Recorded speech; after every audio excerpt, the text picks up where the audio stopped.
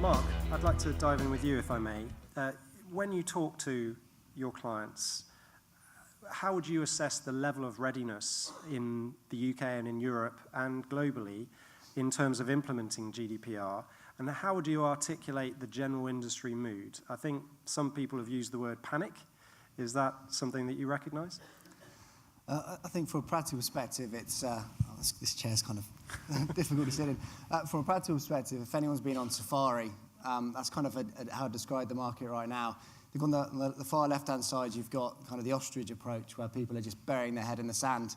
And the last couple of weeks, I've been doing presentations to CFOs of FTSE 250s. And the first question I asked them was, who's heard of the GDPR? And 1 of 75 put their hand in the air. So it just gives you an understanding of the extent to which the ostrich approach is present. We then got a little bit what I call the donkey technique. And these are organizations who fundamentally believe security is the same as privacy. And whatever you tell them, they're immovable and they won't listen to anything different. Move a little bit further down the track and you've got the armadillo approach, and this is one I love. These are organizations who look at it, say it's a regulation, so we're going to get loads of lawyers and build big piles of paper and protect ourselves to the nth degree, and regardless of if the paper is any reflection of what we're actually doing as a business. A little bit further on, we've got the cheaters, and these are people who are organizations who are panicking, and something runs, a little gazelle runs out, and they're chasing after it. They are running around trying to get to an endpoint which they ultimately never get to. A little bit further on, we've got the lions, and I think the lions are great. They're out there saying how great they are as a brand, what they're doing from a practical perspective. A lot of the lions haven't quite realized that they're in the Antarctic, and actually the polar bear's the king of the landscape and not the lion. And at the kind of far end, you've got the fox, and these are these organizations who've kind of really understood that it's risk-based, it's practical, and they can be quite clever and cunning about how they're trying to approach their compliance. Look out for the David Attenborough-voiced BBC explanatory video. Thank you, Mark. Fidelma, Barclays is obviously an enormous organisation, as is Amex and some of the companies that Mark deals with. What advice would you give to a smaller business, and where do you start from? Do you start from a position of ethics and values, or do you delve straight into operational process? Where do you begin this process? I think the most important thing for everybody is to put yourselves in the shoes of your customers. And if you understand how they are likely to perceive how you will present details about privacy, what data you're capturing, you actually can't go far wrong. One of the things we talk about is applying the granny test. So if people come with ideas to us and we say, well, if this was something that was to happen to information about your grandmother, would you be comfortable with it? So really, I would encourage everybody just to start in the shoes of your customer. We call that the Daily Mail test, right? Would you want to read about this in the Daily Mail? That might be bad for the company. I think your analogy of the fox is really interesting, right? And I think Fidelma is maybe capturing some of that too. When you think about the GDPR, right? Is the GDPR a game changer? Not really, right? Does the GDPR create privacy? Probably not, right? The GDPR is a new legal regime. It's a new prescriptive obligation that companies have to be able to tick the box on, so you have to build the compliance mechanisms and do all these new things. Are you going to get anywhere by going to your CFO and saying, hey, I need a lot of money for a new compliance regime? Probably not, right? We don't get anywhere by using the GDPR as just the stick. Right? Like GDPR is the stick. But we get somewhere with our companies when we talk about privacy as a competitive differentiator, as a value proposition, as a governance model, and as a facilitator for new and interesting and forward-thinking things that your customers, in my case, business customers, or in my case, our travelers, are going to be looking for. When you can make that argument to your CFO and to your CEO and to your board and all of the people who are going to be making the decisions about where you go as a company here, that's a much more powerful argument, right? No offense, Carl. The GDPR didn't get us there, right?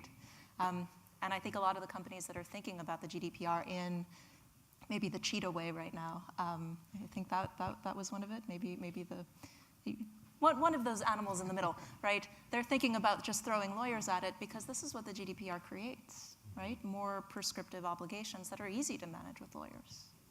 It doesn't necessarily create good privacy practices. Yeah, and I think it's a really important point, the disconnect between what people are reading and understanding and interpreting and what the reality of a business needs to do is really fundamentally different. A principle to one organization in one industry means something completely different to another organization in the same industry.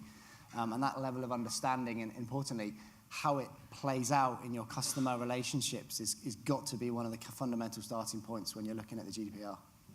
I think as well there is another supporting argument which is perhaps relevant to those who may be a little allergic to talk of ethics and ethical standards in their business, which is it seems to us that good compliance practices, good data protection practices also support good data governance.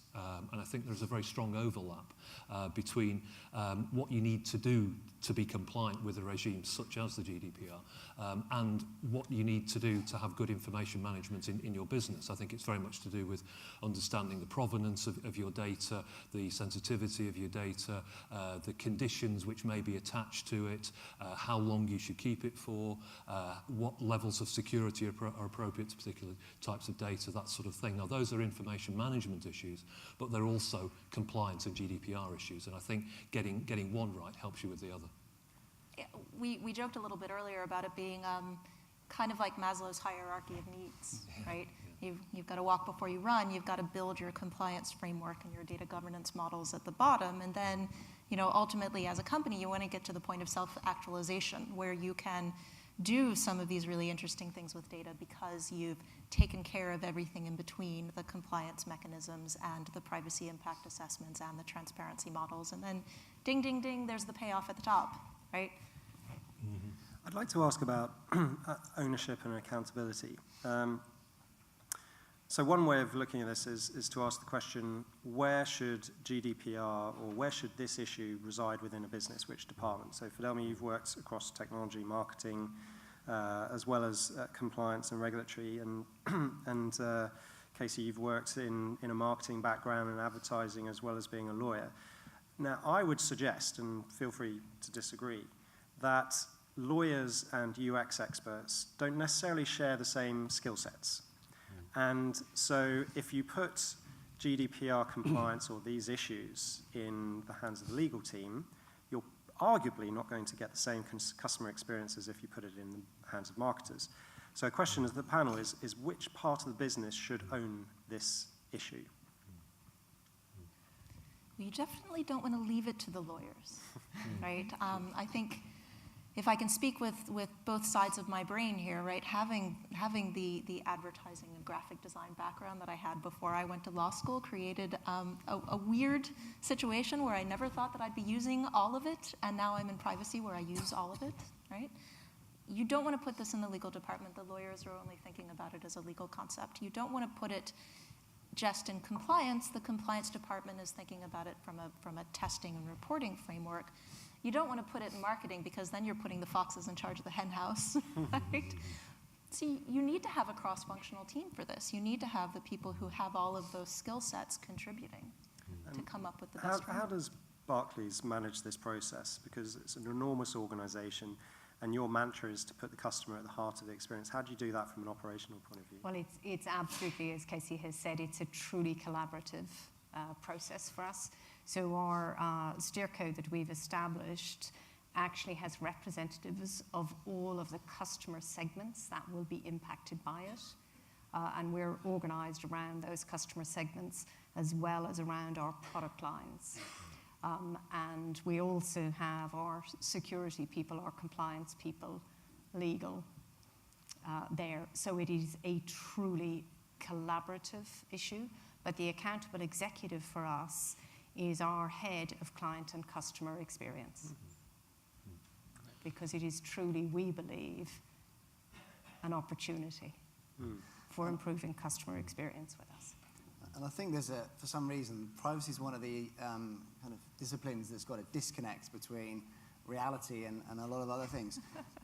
When you talk about internal audit and anti-bribery corruption, a lot of things, they have a natural home. And as the two people either side of me have attested to, Personal information is everywhere in your business. It's not something you can put in a box and say, okay, that's the most aligned area of the business.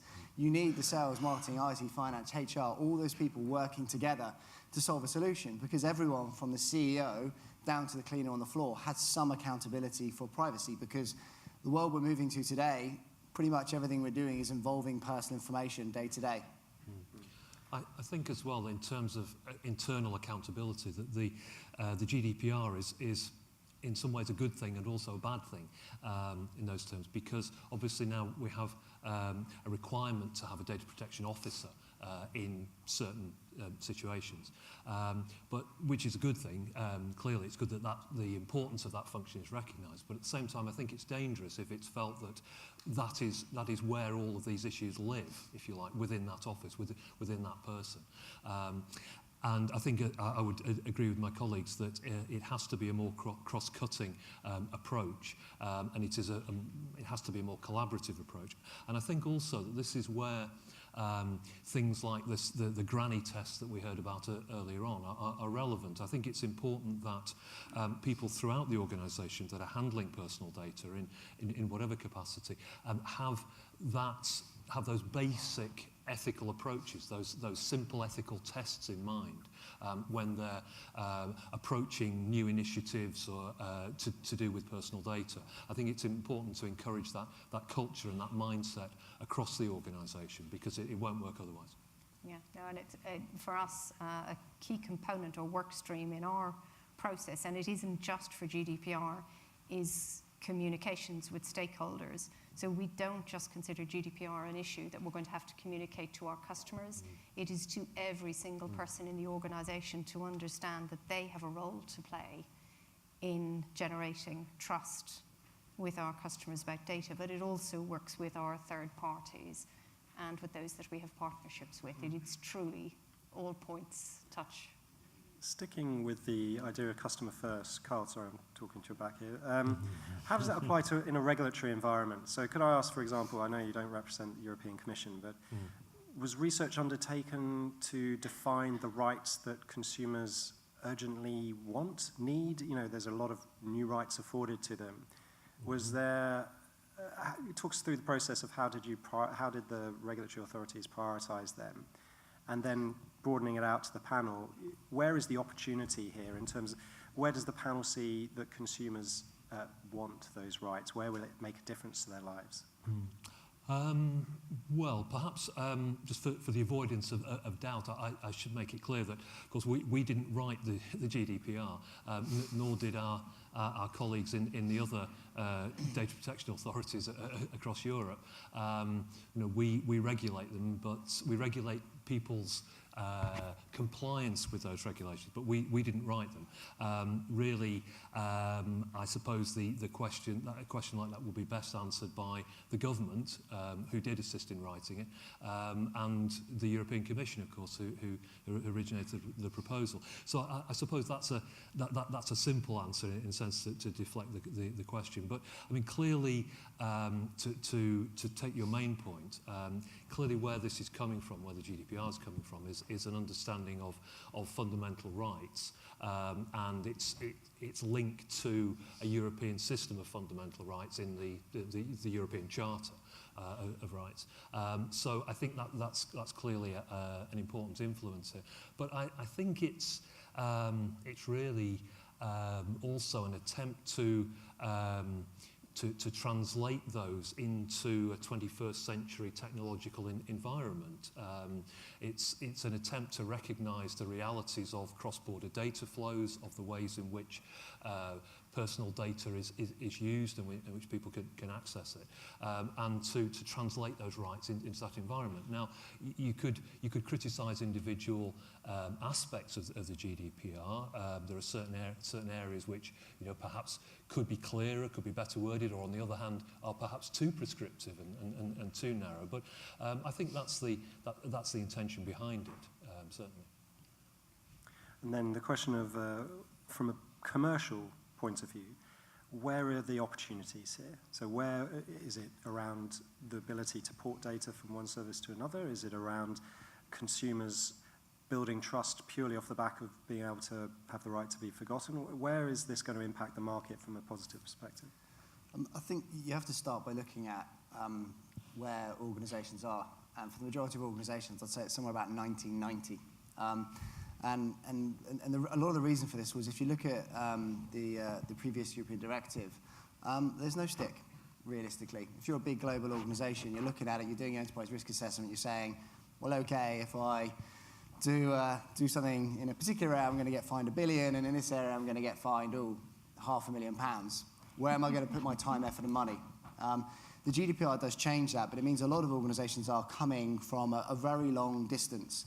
I was with an organisation the other day, and they were really proud that they've managed to do a little bit of work to try and identify where there's personal information. And their first step was to try to identify what systems they had. And they came to me and said, Mark, we've done a really good job. We realise it's somewhere between 5,000 and 7,000. I'm like, well, nearest 2,000 is a starting point, I guess. And this is the reality, that organisations are so big and so complex that when you look at the GDPR, because there's so much in it, it's a really, really daunting thing. I think one thing to say about the GDPR, and then we'll come on to a little about kind of opportunities, is people look at it, but actually, if you actually take it and step back, there's only really a kind of 50% of it that actually applies to business. The rest of it applies to regulators, the structures that are in place in Europe, and how it's got to work interchangeably in European jurisdiction. So immediately you can say, you know what, we've been risk-based, we've thrown half of it away, and we've actually got to what we need to do. From a customer trust perspective, I think the GDPR underpins customer trust dramatically, and there's great opportunities within it. I was saying at the panel discussion earlier on, the fundamental driver in customer trust is personalisation. And when you tell people this, they always think you're a bit mad. Why? Well, you trust people who are like you. Where more a company can behave and behave like you, the more likely you are to trust them. In order to do that, you need to understand more information about them, their likes, their dislikes. That opportunity is underpinned by a lot of what the GDPR says. It says, you know what, you can do all these wonderful things. You can create value. You can understand your customers better. You can deliver differentiated product and services, but just make sure you do it in the right way. I do think that the GDPR, you know, we've used the term stick a couple of times, right? Mm-hmm. I don't think that the GDPR necessarily gives you the roadmap to the opportunity that we're going to be talking about today. It gives you, as the privacy expert, the big stick that you need to convince companies to look at it that way, right? Mm-hmm. Let me give you just one example that struck me when Carl was speaking, right? The GDPR is supposed to be a model for transparency. And the way we're going to get to that transparency is by writing new privacy statements. When was the last time anybody in here read a privacy statement? Last week? Last month? Last year? Like, I'm not seeing hands come up, right? Maybe everybody's just asleep at this point, right? But a privacy statement isn't the way that you get to transparency. It's certainly not the way you get to consent, right? And if the GDPR thinks that that's a requirement that's going to get us there, then, you know, they say that the definition of insanity is doing the same thing and expecting different results, right? The directive didn't get us there. The GDPR's requirement for new things to put in your privacy statement isn't going to get us there. The 4% of global turnover gives me the stick I need to go to the board and to say, look, we've got this new requirement. We've got to build up the privacy statement. If we don't get to transparency, if we don't do privacy correctly, you're going to have to pay these really high fees. Now that I've got your attention, right, let's talk about what this really means to us as a company. Right? And so you'll hear more, I think, over the course of today about what are the opportunities that grabbing their attention gets you. So for me, I think the real opportunity is innovation. And I think a huge number of people here in the audience today are here because of the opportunities of innovation, particularly in the mobile space. The innovation will come, I think, through people having increased trust and knowing that, in fact, the information that is stored by an organization can actually, at their request, be given to someone else who will offer them a value exchange for that. And I think that's incredibly exciting. So for me, the big thing here is about the shift that we all as individuals will see in the innovative space that you guys are going to be part of driving. We don't know yet what any of that looks like. But if you think about that capacity that you will now have to actually take information that other organizations hold, that you've given them, but that they store on you, and how exciting things might be, that for me is the really exciting bit, but it will be done in a way, to me it's flipping the iceberg. At the moment, we have, as you say, who reads the privacy statement? Well, I do, but that's, we won't go there. But, it's flipping the iceberg. We will have an obligation to provide that information in a more accessible, visible, transparent way. But won't it be fabulous if people then are entering in with trust into an environment where there's huge innovation?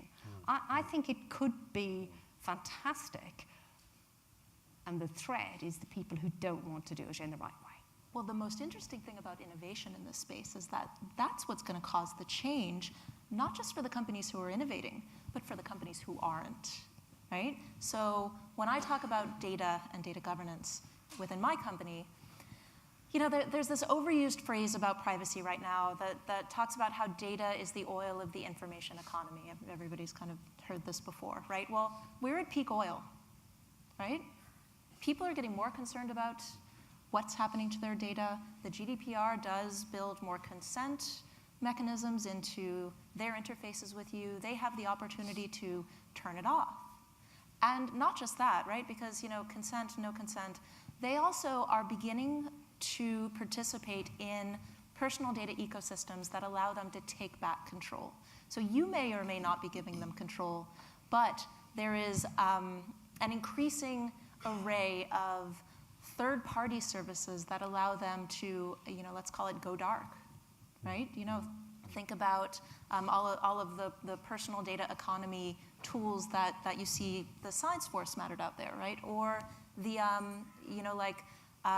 Tor, encrypted browsing, things like that. If your business model depends on seeing where people go on the internet, well, they're increasingly able to take that away from you. And so to the extent that you as companies are not going to be able to frolic in peak oil as much as you have been up until now, you're going to have to find ways to get better about talking to your customers about what you do with the data, to get them comfortable about the idea that you use their data, and to give them better areas of transparency and better ways of controlling that. Because otherwise they're going to take it all away. And so the innovation works both ways. Unfortunately, we're out of time. I'm going to test the panel's communication skills, because I'm going to ask you in a couple of sentences, 30 seconds or less, what does everyone in the room here do differently on Monday morning as a result of GDPR? You've got 18 months to go in terms of compliance, so do you focus on compliance or do you do something else? Carl, start with you. I think understand the basis on which you're using people's personal data. Have you really got consent for it? Is it meaningful consent? If not, what other legal basis are you going to have for doing it? You need to be thinking about that now. Thank you. Casey? Don't be the lawyer, be the strategist. Use the carrot and the stick. Perfect. Fun KPMG. No, joking aside, be more Fox, and make sure you educate the board to be a Fox. Yeah, customer first and communicate internally. Thank you very much. So with that perfect advice, I'd like to thank the panel for their excellent thoughts. Thank you very much.